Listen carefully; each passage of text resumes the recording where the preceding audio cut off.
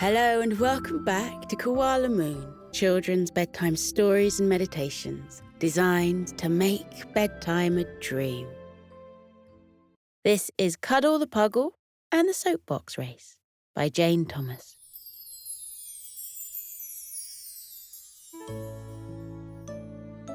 There is an air of excitement in the platypus household this morning. Cuddle was up first, racing down the stairs and bursting into the kitchen, all ready to say a cheery good morning to whoever was there. But nobody else was around. So Cuddle decided to make herself useful and get everything together for breakfast. She took 5 bowls from the cupboard, holding them close and with both hands just to be sure she didn't have any chance of dropping them. She laid them out on the table, one for her mother, one for her father, one for Huggle, and one for Snuggle. And the last one, her favourite blue one with the pink roses, was for her. Cuddle took 5 spoons from the drawer, carefully picking them up one at a time so as not to make any noise and wake the others. Just because she was so excited she couldn't sleep didn't mean everyone else wanted to be up that early too. She laid them on the table and then added 5 glasses next to the bowls. Something important was missing. She just knew it, but she couldn't think what. Cuddle replayed breakfast in her mind and realised that, of course, she'd only gone and forgotten the cereal. She rushed over to the cupboard and pulled out the colourful boxes, accidentally knocking a silver sugar bowl onto the floor in her rush to get everything ready. The bowl clattered about on the tiles, spilling sugar everywhere, and Cuddle heard a door open upstairs and the gentle patter of webbed feet heading her way. There wasn't time to clear it up properly, so she threw a dishcloth over the mess and stood at the window pretending to be extremely interested in a parrot that was having a morning wash in the bird bath, feathers glistening and sparkling in the sunshine. "What was that noise, Cuddle?" her father asked. "Noise?" she said, putting her very best innocent look on her face. "Does it have anything to do with what's beneath the dishcloth?" he said. Cuddle's face went very pink indeed. He lifted up a corner and smiled at the spread of sugar on the floor, the silver bowl on its side and the special silver sugar spoon lying next to it. "Tell you what," he said to Cuddle, "I'll help you clear it up as a thank you for getting everything ready for breakfast, and nobody needs to know." The little Puggle rushed over and gave her father a hug and explained she'd been in a hurry and she was so excited because today was the day that Huggle and Snuggle— "Yes," said her father, "I'm excited too. We all are. They'll be here soon enough." Over breakfast, Cuddle's brother and sister made her promise not to say anything to anyone at school. "Not even Kevin?" she asked, her bill quivering a little. She swore he was very good at keeping secrets, and actually, she added importantly, they had some of their very own. She knew he wouldn't say a word to anyone, so Huggle and Snuggle agreed. Kevin could be told. Which is exactly what Cuddle did as they sat atop Apollo the alligator, their school bus, gliding slowly through the water on Sleepy River. Kevin bounced up and down against his scale of a seat when Cuddle told him. "A soapbox race? That would be amazing! Oh, can we make one that looks like an alligator, Cuddle? Can we? Can we? It was a wonderful idea, and one that had them whispering all day in school and slipping notes to each other with different designs, showing just how they might make an alligator on wheels that would be raced through the town at the weekend. Huggle and Snuggle, you see, had been put in charge of the fundraiser for the school library. More books were needed. And let's face it, when aren't more books needed? and they'd been challenged to come up with a fun new event. They must have gone through 1,000 ideas before they hit on the idea of soapbox racing.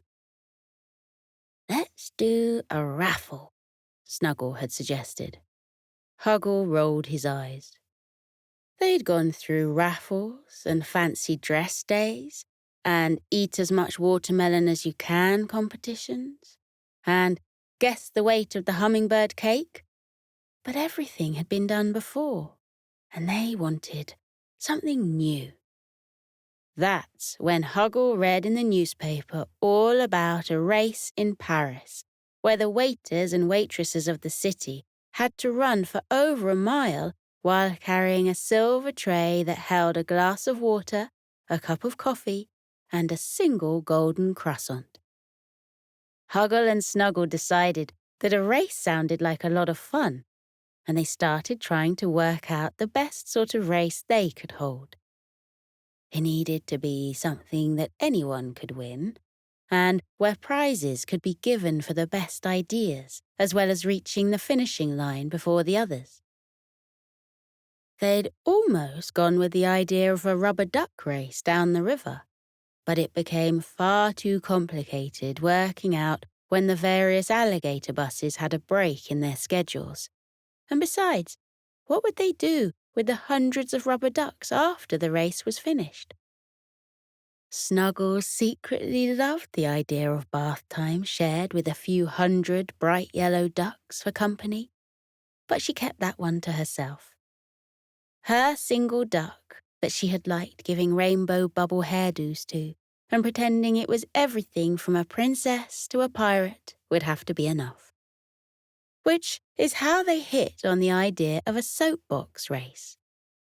Everyone entering would have to wear fancy dress that somehow matched their soapbox design, and they could use the hill that winds gently from the top of the village to the bottom. The whole school was to get involved. Everyone from Sleepy Forest High and Sleepy Forest Elementary, and even the smallest ones in the Kookaburra Kindy would have a chance to enter. There was to be a big announcement of the event at the end of the school day, and everyone would be sent home with a leaflet that Snuggle had carefully designed and drawn. "The library needs books," she'd written across the top, followed by, "So we need you," with the U in big, bold letters, followed by 3 excited exclamation points.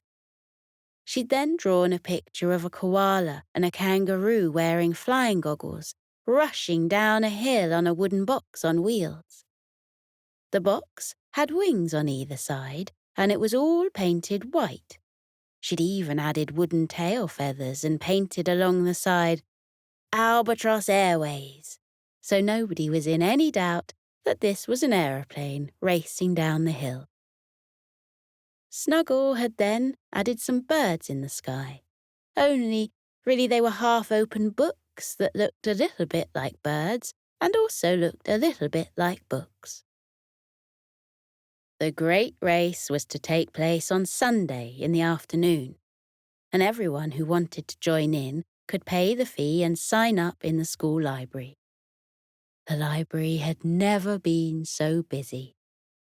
The giraffe who worked there, the perfect job for a giraffe given they don't ever need to climb ladders to reach the books that are on the highest shelves, kept having to print off more and more sign-up sheets.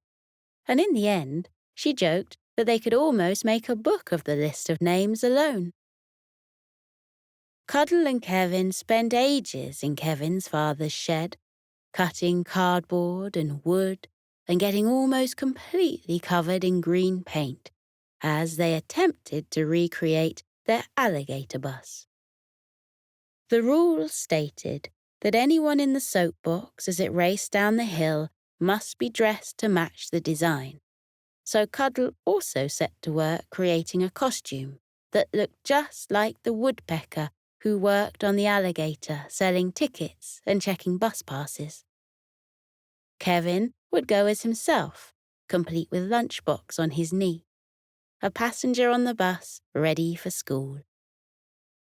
They spent ages adding a complicated part to the alligator's mouth so that they could pour some magic fluid into a hole and, as the alligator raced down the hill, the liquid would rush into a wand and the wand would pour out bubbles, just the way the alligator buses bubbled the water as they swam along. All across Sleepy Forest, animals were coming together to make the perfect soapboxes.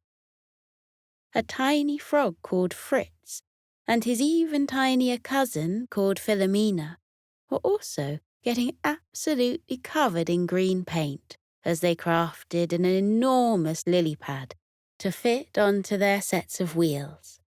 Then they took some old sacks and threaded them onto sticks, adding more and more until they had created the perfect shape for a water lily flower.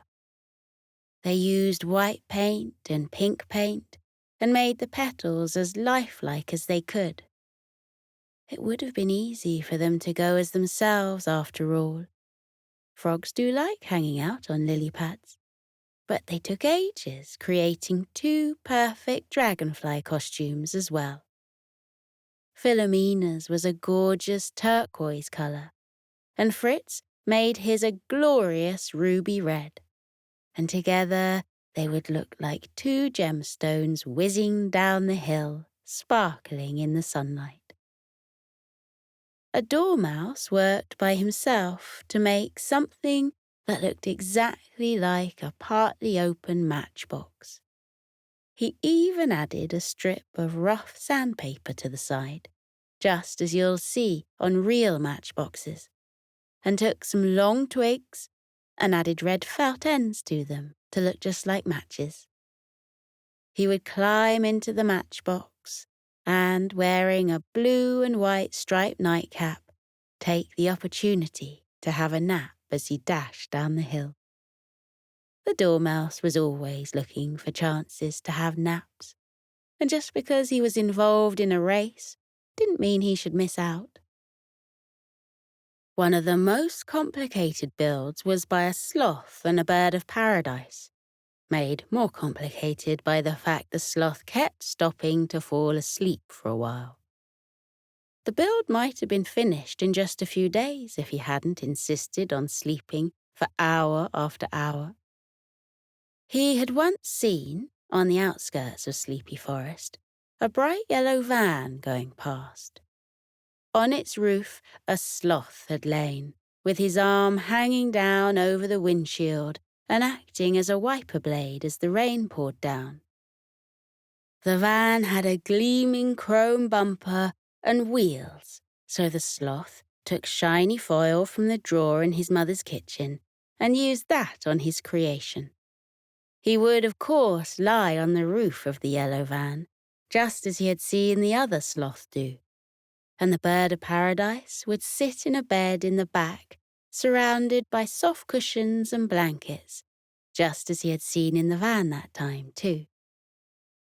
They thought about rounding up fireflies and putting them in jars to make their soapbox even more realistic.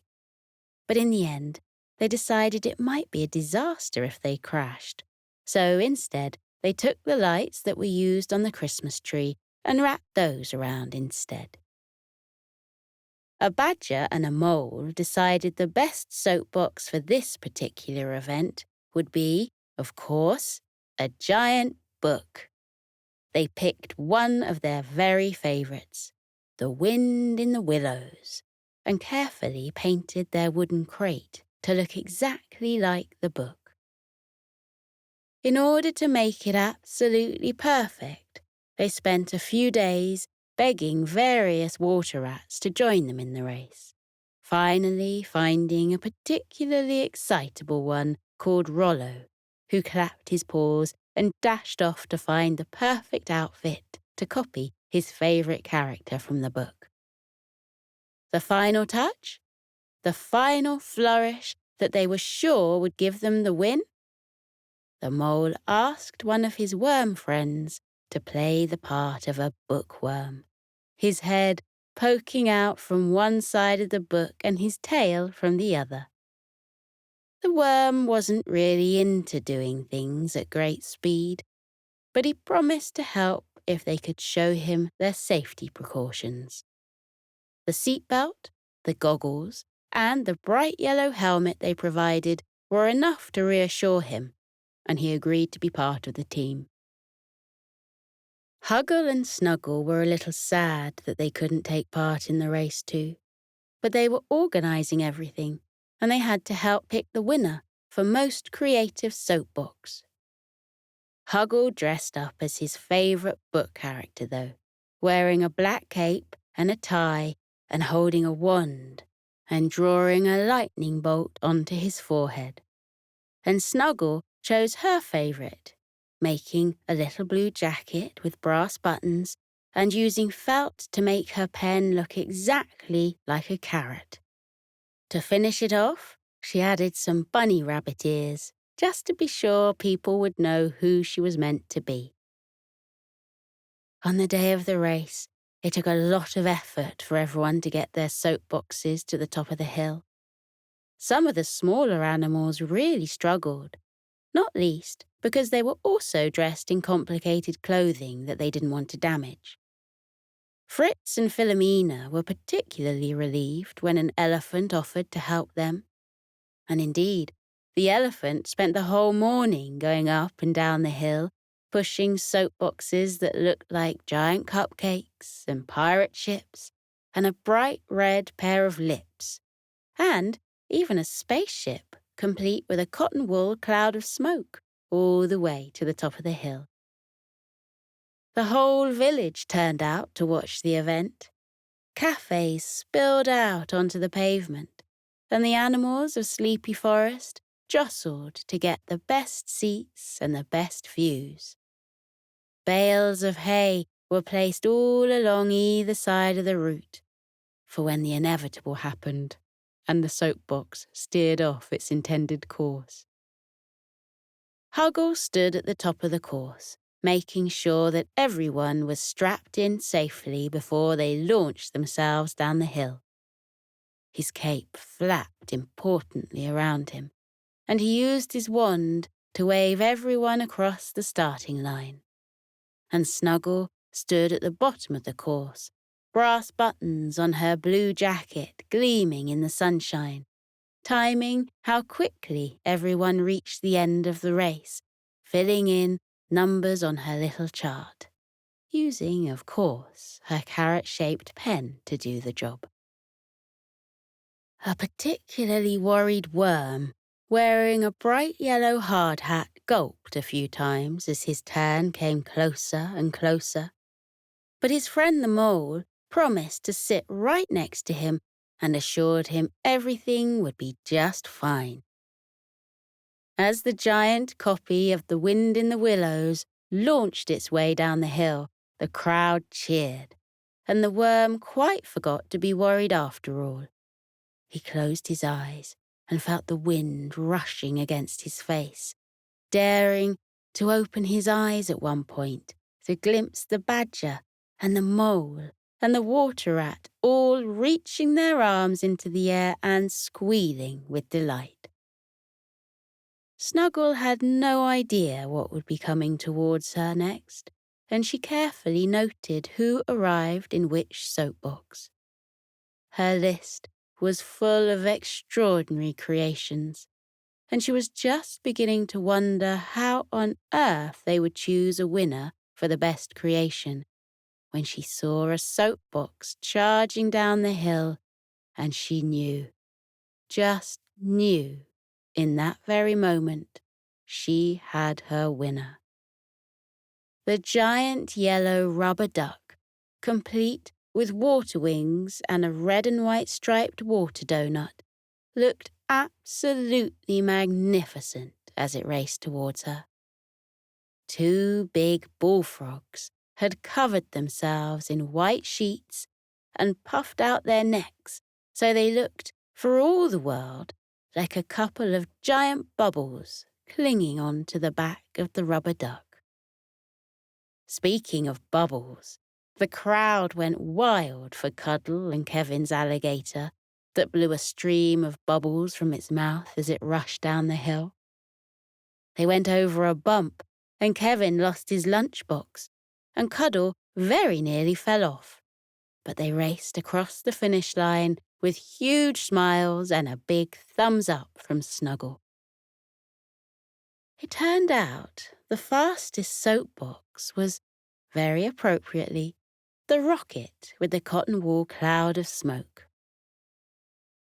The 3 chinchillas who had made it together bounced up excitedly to the winner's podium and proudly stood in place for photographs, sporting their golden dandelion medals.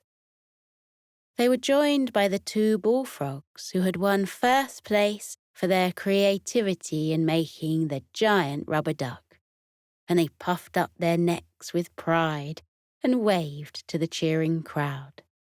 2 big bubbles wearing the winning daisy chain garlands. Kevin was eventually reunited with his lunchbox after he and Cuddle walked all the way back up the hill, asking anyone if they'd seen it. And the worm, who had served as the perfect bookworm in the middle of the wind in the willows, decided he quite liked life in the fast lane after all, and promptly signed up to the after-school circus classes, where he could swing in the air on the highest swings and, if he was very lucky, learn to be shot out of a cannon. When the books started to arrive at the school library, everyone suddenly felt like winners. A long line of gorillas walked back and forth between the van and the library for hour after hour, pushing wheelbarrows full of books that had all been bought thanks to the wonderful efforts of all the soapbox racers. The giraffe enlisted a whole load of assistants to help her find homes for the new books on the shelves, and, of course, Cuddle and Kevin signed up for that. "I want to read this one first," said Kevin, picking up a book with a cover dressed with dragons. "No, this one. No, this one." Each book he picked up seemed as exciting as the last, and he bounced from one side of the library to the other, making notes about all the books he would read. Cuddle chose carefully, knowing she was only allowed to take one book out at a time, and eventually picked a very thick, very heavy book with a picture of 2 dogs on the front. The Adventures of Hector and Sunny, it was called, and in it were dozens and dozens of stories where they travelled all over the world together. It sounded like just the sort of book she'd love to have read to her as she climbed into bed, with just the sort of stories she loved to hear as she drifted off to sleep. The alligator soapbox lived at the end of the garden, and Cuddle's mother added a pile of compost to its back and planted row after row of lettuces. "It'll keep looking just like an alligator," she promised Cuddle, "with all that green on there." Cuddle carefully cut out a small wooden woodpecker, just like the one she had dressed as during the race, and just like the one that collected tickets on the alligator bus, and she painted it absolutely perfectly. She told her mother it was to keep other birds away and stop them eating the lettuce seeds she'd planted. But they both really knew it was because Cuddle wanted the alligator to be as close to the school bus as she could make it. That evening, as a sort of prize for making such a brilliant soapbox, Snuggle and Huggle promised they'd each read her a story from her library book. Besides, The Adventures of Hector and Sunny looked just like the sort of thing they'd love too. Cuddles slipped into her favourite soft yellow pyjamas when she climbed out of the bath. She suddenly realised she was very, very tired indeed after all the excitement of the day and all the carrying of books this way and that, reaching up to high shelves and down to low shelves to find the perfect places for them all. She curled up under the covers, and Snuggle made sure she was tucked in exactly the way she liked, with the blankets pulled right up to her little puggle beak. Snuggle pulled her blue jacket with the brass buttons around herself, for she loved it so much she'd decided to keep wearing it long after she'd removed the bunny rabbit ears. And then Snuggle opened the book and started to read aloud to Cuddle, watching as her little sister smiled and slipped into dreams of Hector and Sunny, who disappeared into the furthest corners of the world and had the most wonderful, magical adventures of them all. We're drifting towards dreams now, the happiest, loveliest dreams you've ever dreamt. We're calm and cozy. Your breathing is relaxed and you can feel that lovely weight of the blanket keeping you safe and warm. Aren't you comfy? You are so warm and cozy, so sleepy. As you drift into dreams, count all the things you're grateful for. Let yourself fill up with all of the little moments that made you smile today. See the faces of the people that made you laugh. Think of the things that challenged you. Think of the things you learned and the practice that meant you'll be a little bit better tomorrow than you were today. Think about how warm and cozy and sleepy you are here in your bed. What a day you had. Wonderful things lie ahead for you too. You will have wonderful adventures tomorrow and the next day and the one after that. The whole world is waiting for you. But there's no rush. There's nothing more to do today. All that's left for today is rest, deep, cozy sleep. The most beautiful of dreams are waiting for you now. That's why you're drifting off, gently, into dreamland. So keep breathing slowly. Let yourself get toasty warm. Let your eyelids stay heavy. And know that you are safe. Remember that you are smart. You are brave. You are kind. And you are loved. Think it to yourself. I am smart. I am brave. I am kind. I am loved. You are a dream. When tomorrow comes, you'll face it with a smile, because you are smart, brave, kind and loved. Because you are you, uniquely, wonderfully you. What kind of dream are you drifting towards tonight?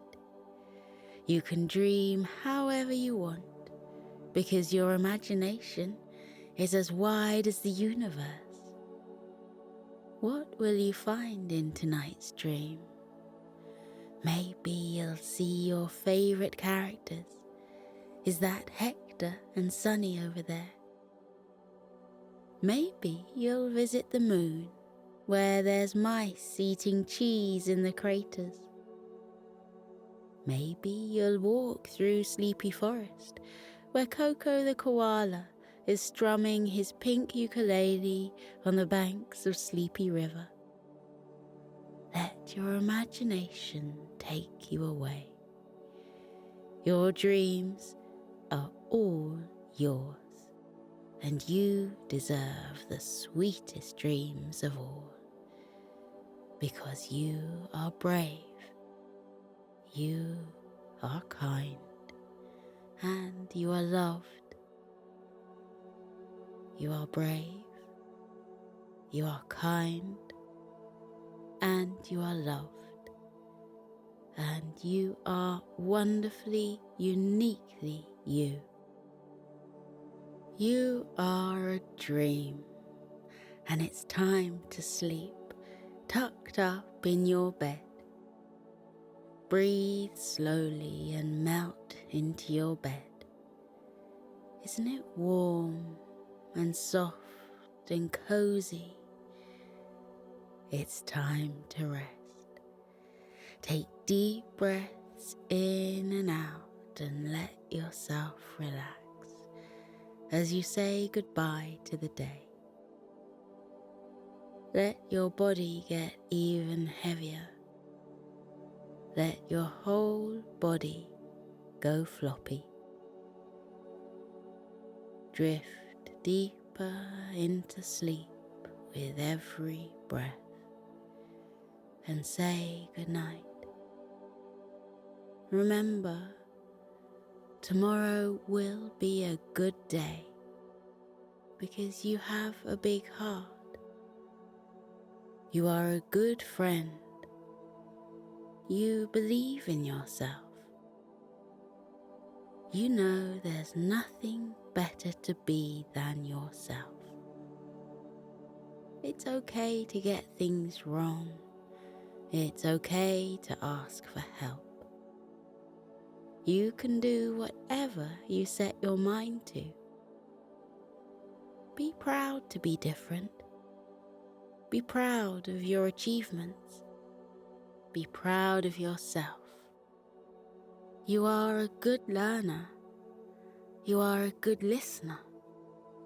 You are a good example to others. You are valued. You are loved. You are sleepy. So drift off now, little one. Let the dreams take over. As you sleep, let your dreams take you to magical lands and faraway places. Remember, there's no room for worries in your dreams, just magic. It's a magic place where anything can happen, anything you want. It's a place of positivity and light. Let positivity soak into you and fill you up. Imagine it as a golden light traveling from the tips of your toes to the top of your head. Imagine that wherever the light touches you fills with happiness. Imagine that the light makes you feel calm. You're wrapped in a warm, cozy glow within your soft, toasty blanket. Isn't that nice? You are safe, tucked up tight. So sleep soundly all through the night. Sweet dreams, little one.